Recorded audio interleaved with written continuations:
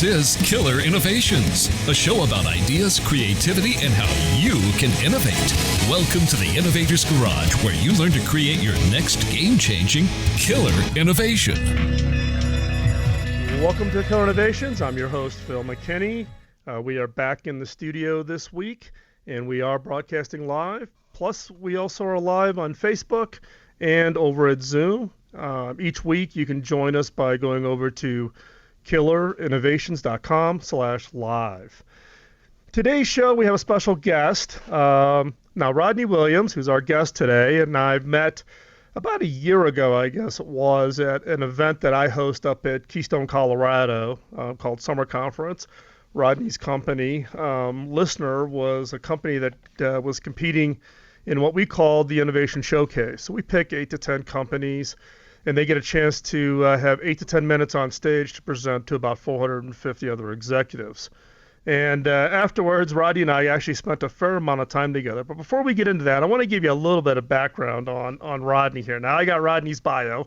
He's probably sweating now because he doesn't know what the heck I'm going to say about him. He's the CEO, co-founder of Listener. We're going to talk more about Listener.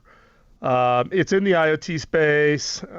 He is the 2016 Black Enterprise Tech Entrepreneur of the Year and has also been honored by Ad Age's Top 40 Under 40 and the Upstart 100. Prior to Listener, Rodney started his career at Procter & Gamble, and he and I never worked at Procter & Gamble. I did a lot of work at P&G with their innovation team, so we're going to talk a little bit about P&G. But he also has patents, even though he comes from a marketing background. He's also a former Lockheed Martin and Department of Engineer disruptor. And he had 4 degrees by the time he was 24, including an MBA and a master's in integrated marketing communications from Howard University. So Rodney, albeit you and I talked a lot a year ago in Colorado, it wasn't until I got to read your full bio that I'm like, okay, now I know why he is where he's at. So, hey, Rodney, thanks a lot for taking your Sunday and joining us here on the show. I really appreciate it. Thank you. Thank you for having me. Now, the other thing I'm going to share with the listening audience today is Rodney and I also have a little other common love, and that is for Cincinnati. Rodney actually, albeit he's never there, that's his home. Cincinnati was where I was born and where my family's all from. And if you're from Cincinnati, you know about the Cincinnati chili parlors. And I had to give Rodney a little test when we first met on whether he was which of the 2 chili parlors he liked. And needless to say, he got the answer correct. So that's how he got invited onto the show. If you'd said Gold Star, I probably would not have had you on. No, only joking. So, hey, Rodney, give us a little bit of background on yourself. Where did you grow up? Are you always, you haven't always been a Cincinnati kid. No, I actually grew up in Baltimore, Maryland. Baltimore, yes. Yeah.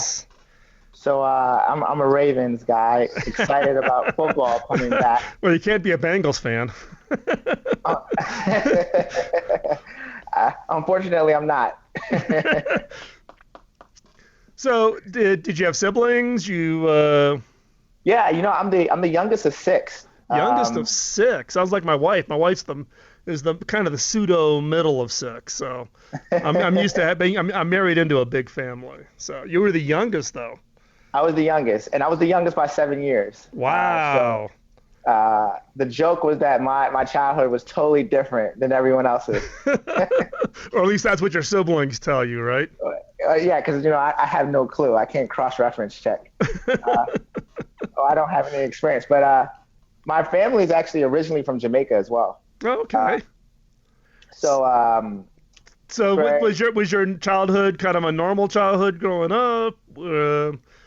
I could see you as one of those kids that's the first kid on the block to have a lemonade stand with a credit card swipe on it or something. Yes, I tend to have the deals. My mom always says my mom owned a beauty shop. So my first job or my first way of getting money was that I used to rent out magazines to the guests at the beauty shop because I thought that my mom had bad magazines. So if you guys were a Scholastic kid, and I was a Scholastic, and you used to be able to buy books from Scholastic, it was like a subscription form. I would get all the newer magazines that were pretty hip, and I would walk around with a briefcase, and I would charge 50 cents to rent a magazine. And how many people in your mom's beauty parlor would rent a magazine from you? Oh, everyone. I would make about $3 to $5 a day renting magazines easily as a kid. And my mom always got mad, and my brothers, because I would always have money. I would always have at least $20 in my pocket. To me, as a kid, that was a pretty big deal. Well, for any kid, it's a pretty big deal, right? Always having $20 in your pocket. Oh, that's funny. I could see you walking around with a briefcase too. Did you have a little tie on? Did you get your little tie going? Yeah, I tried to show up with a certain level of showmanship. Yeah. You had to have that flash, man. You had to have the flash. Yeah, I like to think that they bought the magazine in the smile. So.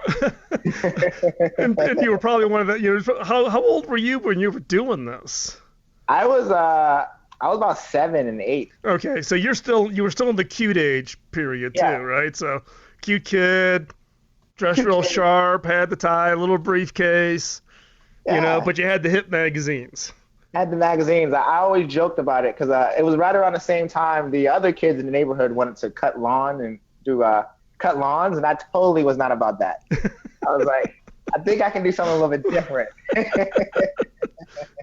So when you were growing up, what did you want to be when you grew up? What was your kind of, some kids wanted to be firemen, policemen. What was your thing when you were growing up? What did you want to be?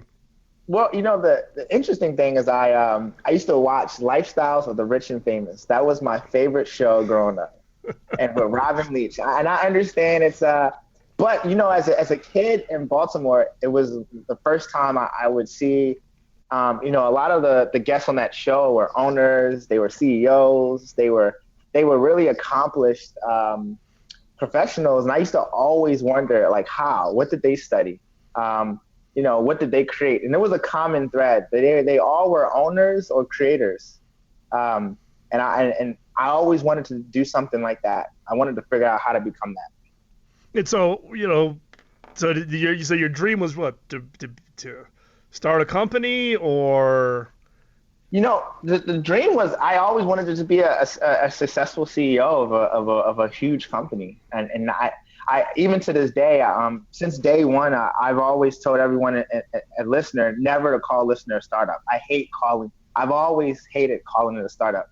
We didn't do this to become a startup. We did this to become a great company that hopefully brings a great innovation to market. But even as a kid, it was really all about owning something, and I wanted to be. I had a knack to be a CEO, and I wanted to do that. As a kid, it started off with normal stuff, right? I wanted to be in entertainment. I thought I could be a great actor or something. Who knows? But as things progressed, it became clear that I wanted to be a CEO. Yeah, but I think what's different though is that you recognize that, as you said, you don't like calling listener a startup. We'll get more into listener a little bit later, but that you wanted to build a great company. And a lot of the CEOs that I talk to, that's not their priority. They're into the build and flip versus really building a company that's got a longer term view of themselves rather than fast and out. Yeah. Well, it's one of those things. I think that I tell people all the time. I'm not an entrepreneur. I call myself an innovator. I'm doing this because I had an idea that kept me up every night, and we had to go out and turn that into a great company. I think just the idea alone is not a great company. It's a great idea, or it's a great product. Continually driving innovation is just something that came out of what we've accomplished. So it's just a different mindset. But it's something that I wish we all focused on versus the quick flip. If this thing flips, that's a great outcome. But my goal is to create a viable product in a market that penetrates it well. Yeah, well, I think that's a key point because, the number of companies though that don't make the investments to really build a company on a solid foundation with long-term objectives. Yeah, if you flip it, someone comes in and acquires you. If Google comes in and dumps a bunch of money on you, God bless you. You guys deserve it. But at the same time, a lot of people don't put that investment up front to really think about their business from a standpoint of long-term and building a great business. So kudos to you on that. We're going to take a quick break here. We're going to jump out and take a quick commercial break. When we come back, we're going to pick up our conversation with Rodney Williams, the CEO and co-founder of Listener. You're listening to Killer Innovations on the Biz Talk Radio Network.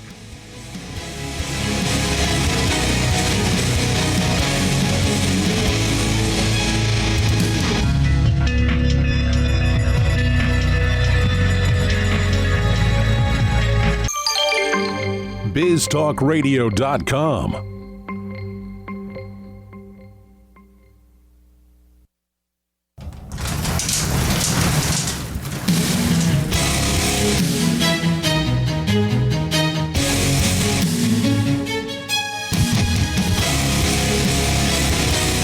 This is Killer Innovations, a show about ideas, creativity, and how you can innovate. Welcome to the Innovator's Garage, where you learn to create your next game-changing killer innovation.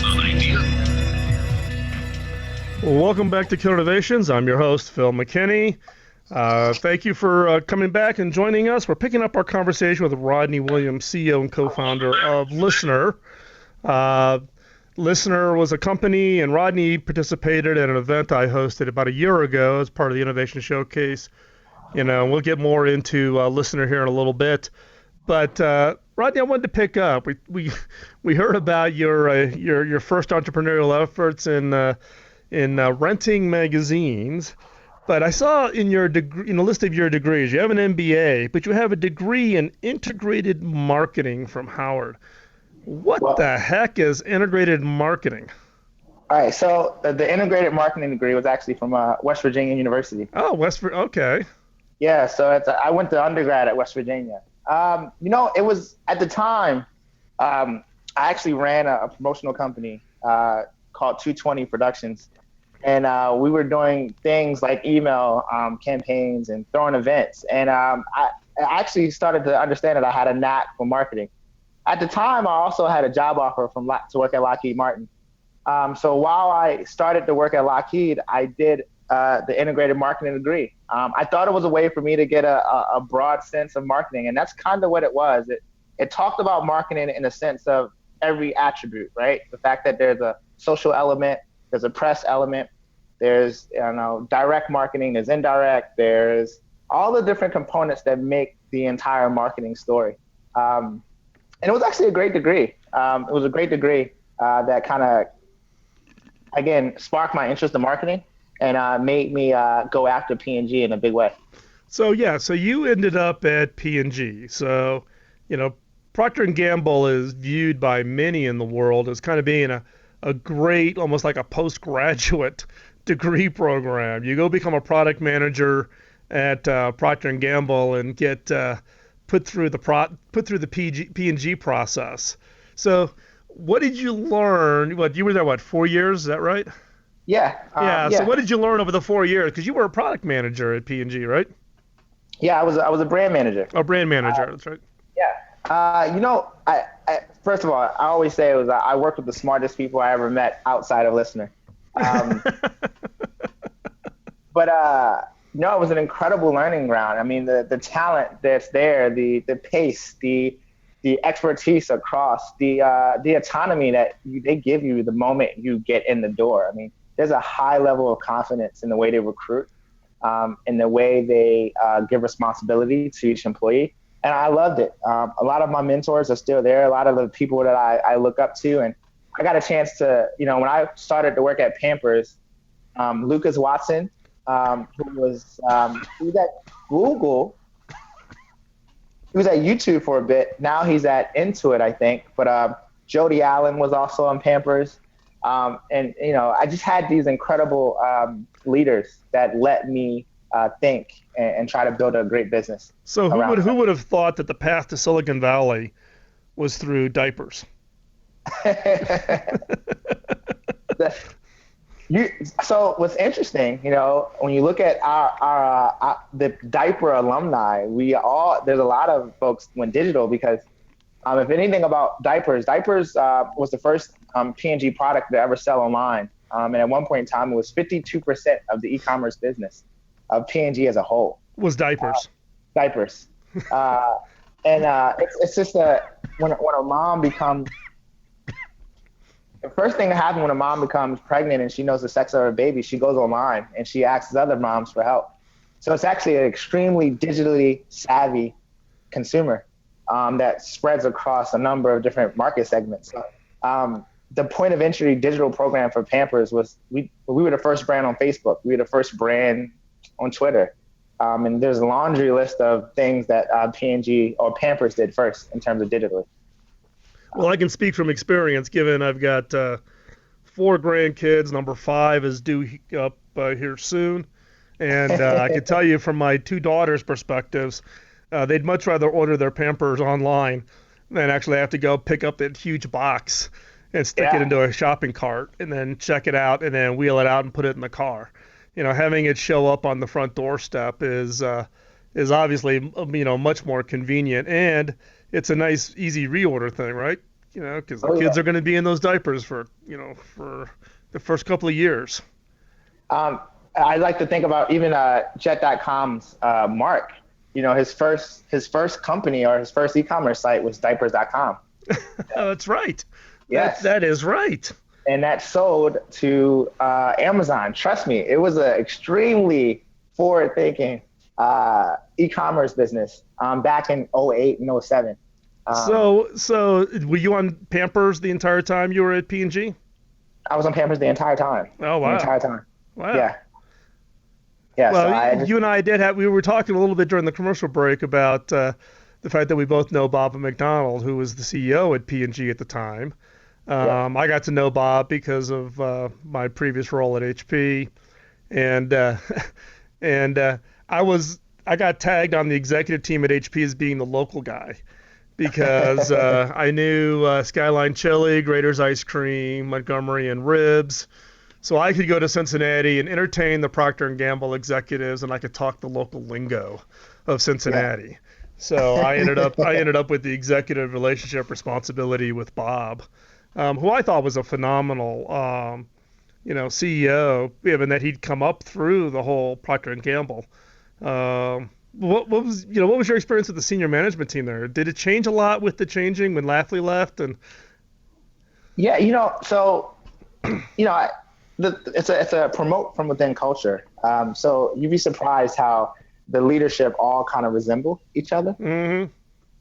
It's just different aspects of it that are more highlighted than others. But I mean, I think Bob brought a certain level of operational excellence across the entire organization, and maybe it was the military background.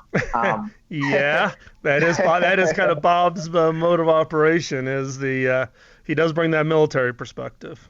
Yeah, and when AG, and I was an intern when AG, and then I left, but AG had a certain sense of flair and excitement with him, given his personality. But really, their leadership style grew up in P&G, so that it all had components of each other. Yeah, I think it helps also, reinforce and build and maintain a culture that gets established over many, many years, right? And for me, culture is critically important in any organization. I've been in organizations that have very no culture, and other organizations like HP who have an incredibly strong culture.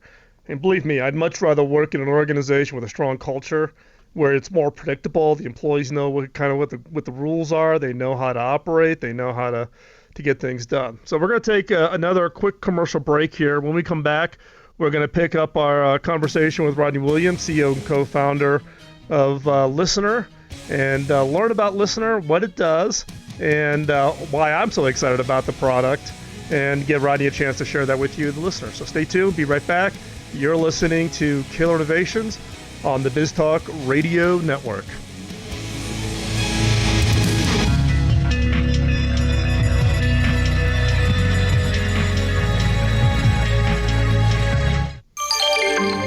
BizTalkRadio.com.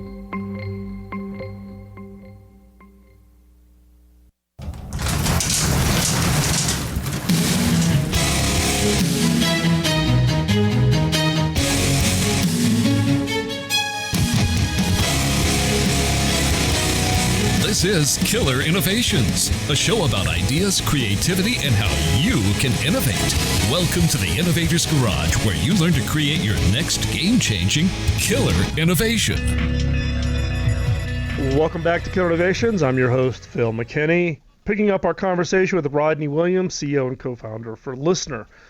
So Rodney, we've been talking a lot about your background, P&G and diapers. I never thought I'd be talking about diapers on my show, but it brings up a good point, right? Of how many, in fact, we stream the show live on Facebook, and one of the listeners on Facebook just mentioned the fact that even at their company, a number of their product people all came from P&G, which is a great proving ground. So let's talk about Listener. So you leave Procter & Gamble. What was the problem? What was that itch you wanted to scratch that caused you to start Listener? What was the problem you were trying to address? Yeah, so it's both internal and a problem that I saw. I think, number one, I had really got used to creating technology that addressed problems that I saw at P&G. By that moment, I had already, I was the first marketer to co-write on patents, and 3 of them were published today and doing really well. So I had kind of made a name for myself to be able to take a problem and create a technology to go after it. The core marketing problem that all marketers have is really understanding who's in front of a particular piece of advertising in real time. Whether that's a banner on a website, or whether that's a commercial, or whether that's a digital sign. And it was, this whole idea of maybe I could leverage sound to do so. There was another notion or another issue that I always stuck on. And it was actually a Pampers example of a dad sitting in an aisle, and he's looking at the 30 to 40 different pairs of different diapers, and he doesn't know which one to pick. I wish that if I could pay for a marketing message, it would be at that moment in time. There's specific moments in time where I think the marketing message is most receptive. And if we could direct our attention to that most receptive moment, we would get essentially our highest ROI. Now, take another steps back, go back to sound. I thought that we could, and I still do, and we have, but I felt that we could leverage sound to touch consumers where they are more effectively than any other medium. And that was the start of building or creating Listener. So what does Listener actually do? I mean, people probably can guess from its name, but if you had to do your elevator pitch, what is Listener? Yeah, Listener is a new standard to connect devices. We're actually sending data over high frequency audio that you can't hear.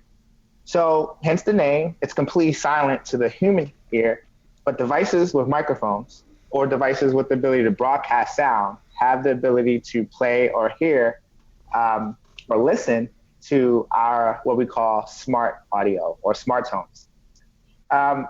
What's interesting about a communication standard is that it can transmit whatever information that our customers want to.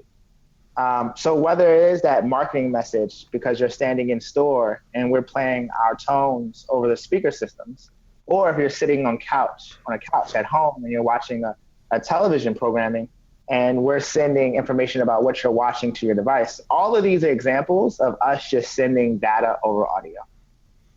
And so in this case, you could have an app on your phone, it listens to the tone and it causes something to happen on the phone. Is that kind of the use case for it then?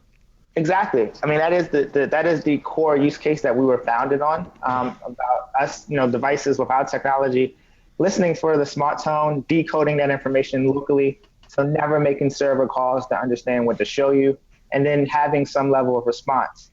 One of the big innovations internally that we've now launched and is actually doing really well for the company is that we've now allowed the device to then talk back. So if this was a single directional way of data transmission, we're actually doing asynchronous or bidirectional data transmission between 2 devices. So and 2 smartphones can now talk to each other using audio. But it's a new protocol. It's a new way for devices to connect. And so, give me an example. Who's using it? Yeah. So even today, a significant number of stadiums and venues are using us as an alternative or in addition to iBeacon. But we're playing our tones over speaker systems, and then our tones are then triggering different messaging to you based on where you are. An example would be I walk past a corridor, I get a message, or maybe I get a complete light show because there's a touchdown score. So a lot of teams. I think we announced the Colts and the Buffalo Bills not too long ago. We have a deal across college campuses, a number of teams starting, Real Madrid, Cleveland Cavaliers. So there's a significant amount of customers doing that. There's also a group of customers that are using us as an asynchronous way of connectivity. So without giving away too much, but we have banks, financial institutions, access and security companies that are using us as an alternative to near-field communication or RFID. So is this like for authentication, identity? Exactly. Wow. Yeah. Oh, that's interesting. Yeah. So even when you enter our anyone that comes to our office in Cincinnati, we actually send you an app that creates a smart tone based on the time of your entry, and the smart tone is your key to get into the office. So literally, it's an automated door with a microphone that's listening for our keys that are smart. But think about the use cases of that. I mean, it's a completely locally generated tone per that time with tokenization that can only be used at that moment to open the door. It's pretty secure. Wow, that is crazy. Now, one of the listeners listening on Facebook Live did ask the question, though, of how does Listener go from kind of a B2B directly to a B2C kind of a solution? Yeah, I think that will happen over time. I think, as we continue to drive uses of the technology, consumers will start to see how those uses or how the technology will impact their lives more. The goal of this technology is to be next to the Bluetooth button. We believe it should be on every device, and that consumers should toggle between Listener like it toggles between other technology, like GPS or Bluetooth. Now, when we get to that level of penetration or that level of what I would call engagement from the manufacturers or the OEMs, the Apples and the Googles of the world, then I think that the B2C play will be pretty prevalent. Yeah. So let me ask you a question. So walk us back through the history of Listener. When did you and your co-founder start Listener?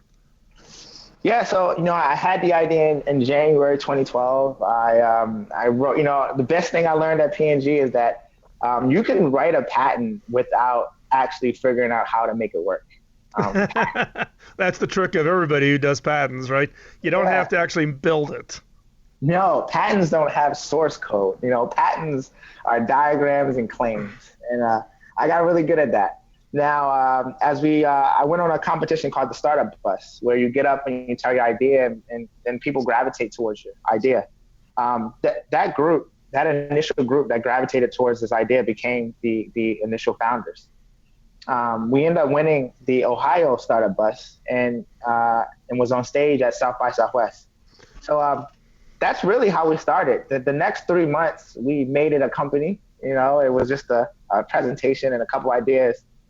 We submitted IP, and a group out of Cincinnati, Ohio became our seed round investors called Cincinnati. And how much have you raised total for Listener so far?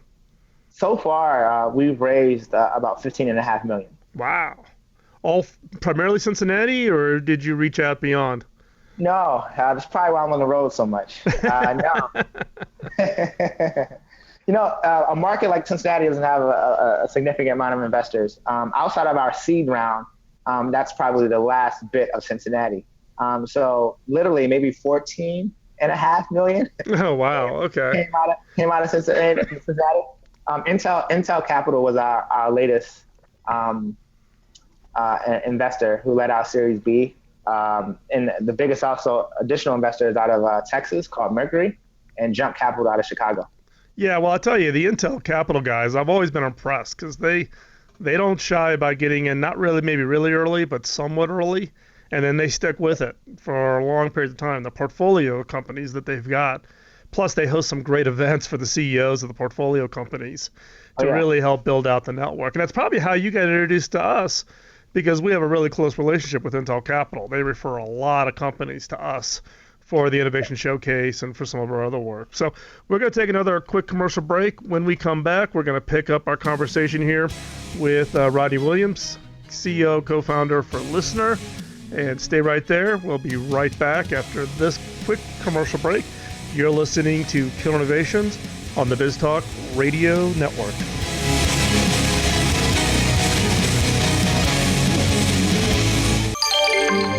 BizTalkRadio.com.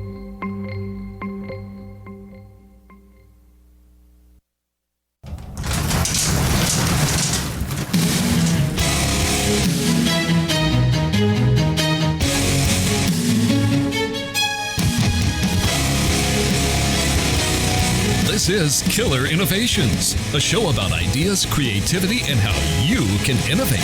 Welcome to the Innovator's Garage, where you learn to create your next game-changing killer innovation. Welcome back to Killer Innovations. I'm your host, Phil McKinney. Before we jump back into the show, I need to thank our sponsor, TopTal. Now, you're probably saying, hold on, Phil, you've been doing the show for a dozen years. You've never had a sponsor for the show, and you'd be absolutely correct. And I'll explain why in a second here. But the number one question I get from emails or running into people at conferences and that is the search for the best technical and design talent. Many people have great ideas, but they need people to come alongside and actually help realize that vision. Well, that's where TopTal comes in. TopTal's different. If you go back and look through the archive of the show, you'll find where I interviewed the CEO for TopTal. That was long before we had this relationship in place. I was really impressed. I went out and talked with them. I actually called their customers to understand how the customers use their service. What's different about TopTal is the screening process. Today, they're running about 1.5% of the people who apply for TopTal ever get accepted. And it's not just technical talent, but it's also design talent. And companies ranging from large companies like Pfizer and JP Morgan are using TopTal, all the way down to small startups, Airbnb and Zendesk.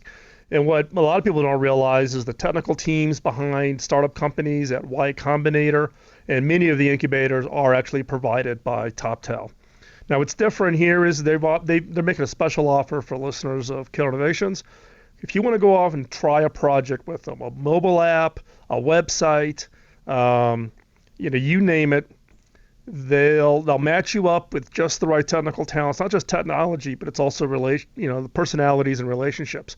Try them out for 2 weeks. If they're not killing it, then you get your money back and you get to keep all the deliverables. So hop on over to toptal.com/Phil and try that out. Or you can drop me an email at phil@killerinnovations.com and I'll make a personal introduction to Nelson and the team over at TopTal. And the benefit for me on this sponsorship isn't about money making. As you know, I've been doing the show for 12 years, funding it myself. The money I get from the sponsorship actually is going to the nonprofits, Pioneer Education, which is building schools in Africa, and Hacking Autism, developing training and educational therapy and employment opportunities for those on the autism spectrum. So the money we bring in from TopTal for sponsoring the show actually will go to the nonprofits.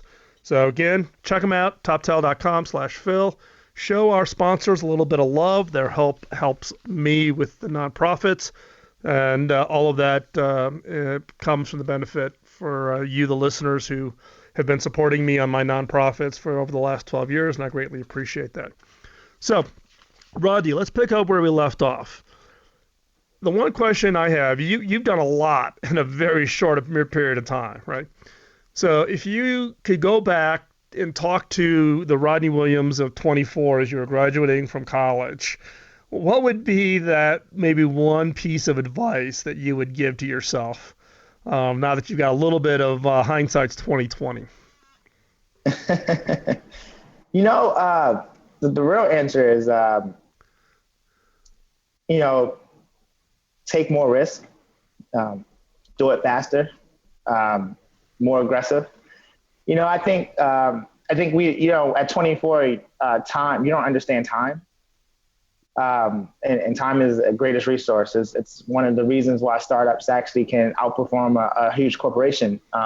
The speed to market is important. Time is just an extremely valuable factor that I don't think we acknowledge at 24.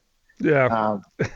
We think we got our whole life in front of us, right? We think we have the whole life in front of us. And if anything, I would tell myself we don't have enough time, and go for it. So a lot of the listeners of this show are all working on their ideas or wanting to go off and, maybe they're an entrepreneur, meaning they're an innovator inside of an organization, possibly even a large organization, or they're getting that itch to go off and start something. And, both you were doing something when you were, doing something on the side while you were doing Lockheed. You started Listener. What one or two pieces of advice would you give an entrepreneur who is thinking about starting something? You've been out, you've raised a good chunk of cash, Listener's got good traction, but think back to, starting Listener. What would be the one piece of advice you would give to another entrepreneur? Yeah, what I would give, do it because you really feel it. I think whatever it is you're going after or chasing it, you should be that passionate about it.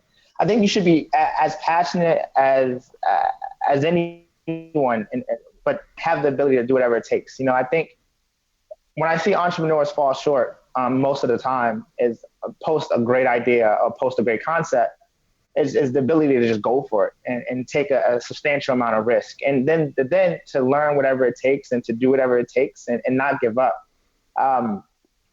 And I just think that tenacity and that persistence is important, and you just have to be ready for it. And if you're not ready for it, then maybe you're not passionate enough, and that's okay.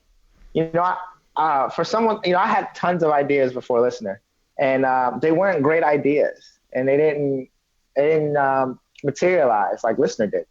And I also didn't materialize as a leader or someone who had a great idea. When things started to materialize at a pace that I was not used to seeing, I knew that this was something I had to go out and figure out. So if I was to just sum that up, it would just, be persistent, be tenacious. And if you're not ready to do that, it's okay. So Rodney, if people want to follow what you're working on and what Listener's up to, where's the best place they can find you? Well, I'm pretty active on social. All my handles are Rodney B. Williams. So Instagram and Twitter. I'm pretty active on all of those. Please, if you want to email me, I'm Rodney at Listener, LISNR. I respond to every email. It's something I promised an investor a long time ago. So I stay true to that. Hey, Rodney, thanks a lot. Sorry about that. I've still got this cough. I'm still trying not to cough into the microphone here. Appreciate that. Hey, Rodney, thanks for joining us on this Sunday. I'm here live for listeners. We will be here live again next week for the show. As you know, the podcast comes out on Tuesday. I will have all of Rodney's coordinates up on the show notes for the Tuesday podcast, so you can check it out over at killerinnovations.com. Also, one favor I could ask is hop over to iTunes, give us a rating, put some feedback in there. We read all of those. Look forward to hearing more from you. And you're listening to Killer Innovations on the Biz Talk Radio Network, and we will talk to you next week right here on your local radio station or on the podcast. Thanks a lot. Bye-bye. You hear on Biz Talk Radio are those of the hosts, callers, and guests, and do not necessarily reflect those of this station, Biz Talk Radio, its management, or advertisers. The information on Biz Talk Radio does not constitute a recommendation, offer, or solicitation to buy or sell any product or service. If you have any questions about Biz Talk Radio, contact us at 817-274-1609 or at biztalkradio.com. biztalkradio.com. Autism. 1 out of every 68 children in America are impacted across every race, ethnicity, and socioeconomic group. If you aren't directly affected, someone you know is. Today's world doesn't support those on the autism spectrum. It needs hacking for us to truly welcome those who think and create differently than ourselves. We're Hacking Autism, a nonprofit charity with a mission to hack therapy, technologies, and career opportunities that improve the personal and professional lives of people on the autism spectrum. We believe that everyone can play a role in supporting those on the autism spectrum so that they can show their unique talents and abilities in this fast-paced world. You aren't powerless in this fight. Use your gifts and talents to make a positive impact. Join us in making a difference. Go to hackingautism.org to learn more. Carpenters have their hammers and saws, chefs have their outfitted kitchens, and musicians have their instruments. A craftsman's ability to do their job is dependent on having the right tools. So where does an innovator, someone who takes an idea and makes it real, find the right tools to do their job? Outfit your innovator's garage by visiting innovation.tools. Innovation.tools is an online store created by innovators for innovators. It's where you will find tested and proven tools to help you create that next great product or service. These tools include books, audio training, video training, brainstorming how-tos, and much, much more. And for a limited time, listeners of Killer Innovations will get 25% off on your first order by using the discount code RADIO at checkout. And 100% of our profits from your purchases will be donated to charity. So go to innovation.tools and create that next great innovation. Rwanda is a shining example of how the global community can come together and rebuild a country after a devastating genocide. But there is still more that needs to be done. In the rural villages, students are crowded into schools with no electricity, no running water, no internet access, and limited sanitation. Will these kids be ready to continue the rebuilding of Rwanda, or will they be dependent upon others? Through education and employment, boys and girls have an equally promising future that can transform their struggling communities. For $20 a month, a child can be educated and a community strengthened. By supporting Pioneer Education Africa, a 501c3 charity, you partner with others to provide education that will prepare a generation to take on the task of self-reliance. 100% of the proceeds received go directly to the education of the children. Visit pioneereducationafrica.com to find out more.